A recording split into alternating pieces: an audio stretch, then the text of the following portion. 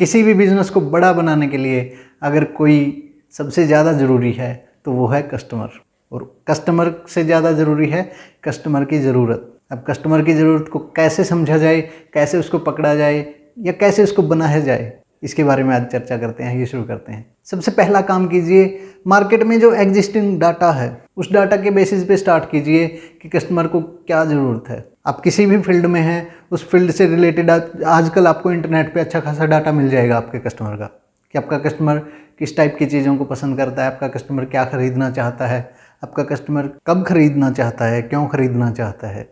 सब चीज़ें आपको मिल जाएंगी इंटरनेट पे आज के दिन अवेलेबल, लेकिन उनको आप जोड़ के उनको समझने की ज़रूरत होती है। अब जितना अच्छे से आप उनको समझेंगे, जितना अच्छे से आप डाटा को एनालाइज करेंगे, उतने अच्छे से आप कस्टमर की नीड तक पहुंच सकते हैं, उतने अच्छे से आप कस्टमर की नीड को पकड़ सकते हैं और फिर उस नीड के अकॉर्डिंग उसको प्रोडक्ट सेल कर सकते हैं। इतना आसान है। दूसरा काम जो आपको करना है, जो कस्टमर खरीद रहा है, आपका कस्टमर अगर कुछ भी खरीद रहा है, कोई भी प्रोडक्ट आपका खरीद रहा है, तो उसको खरीदने में उसको क्या तकलीफ़ें आ रही हैं या उसको यूज़ करने में उसको क्या तकलीफ़ें आ रही हैं, इस चीज़ को समझिए।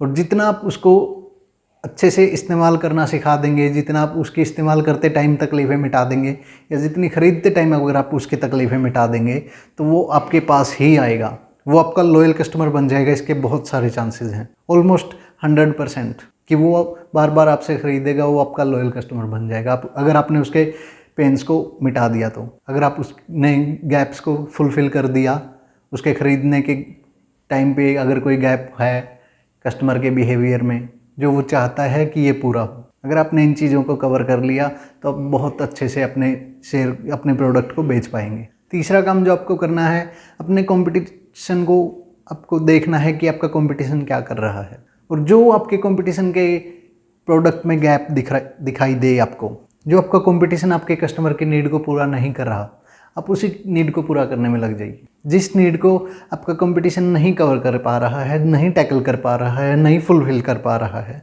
उस नीड को आप कीजिए। किसने रोका आपको? लेकिन अपने कंपटीशन पे नज़र बनाए रखिए। आपका कंपटीटर क्या कर रहा है? क्या आपका कंपटीटर अच्छे से कस्टमर को माल बेच पा रहा है या अच्छा प्रोडक्ट उसको दे पा रहा है? अगर आपका कंपटीटर उसको महंगा माल बेच रहा है तो आप सस्ते प्रोडक्ट उसको बेचना शुरू कर दीजिए। अगर आपका कंपटीटर सस्ता माल बेच रहा है, चीप माल बेच रहा है, तो आप अच्छी क्वालिटी के प्रोडक्ट उसको अपने कस्टमर को बेचना शुरू कर दीजिए। आपको सेल्स की स्किल्स सीखनी पड़ेगी, आपको बेचना आना चाहिए। मार्केट में बहुत सारे गैप आज भी मौजूद हैं। आप कोई भी स्टार्टअप शुरू कर सकते हैं, चाहे वो पहले से है, चाहे वो अपने नई नीड क्रिएट करके फिर आप स्टार्टअप शुरू करते हैं, लेकिन आपको ध्यान हमेशा रखना पड़ेगा कि आपका कंपटीशन क्या कर रहा है उस बारे में। अगला जो काम आपको करना है वो ये कि एक डायरी या एक फीडबैक फॉर्म अपने पास रखिए हमेशा, जिससे कि आपका कस्टमर आपको फीडबैक दे सके, और उसी फीडबैक को फिर फीड फॉरवर्ड में कन्वर्ट करिए। जब आप फीडबैक को फीड फॉरवर्ड में कन्वर्ट करते हैं तो आपका कस्टमर आपसे बहुत खुश होता है कि उसने कोई चीज़ बताई, वो आपने इम्प्लीमेंट की।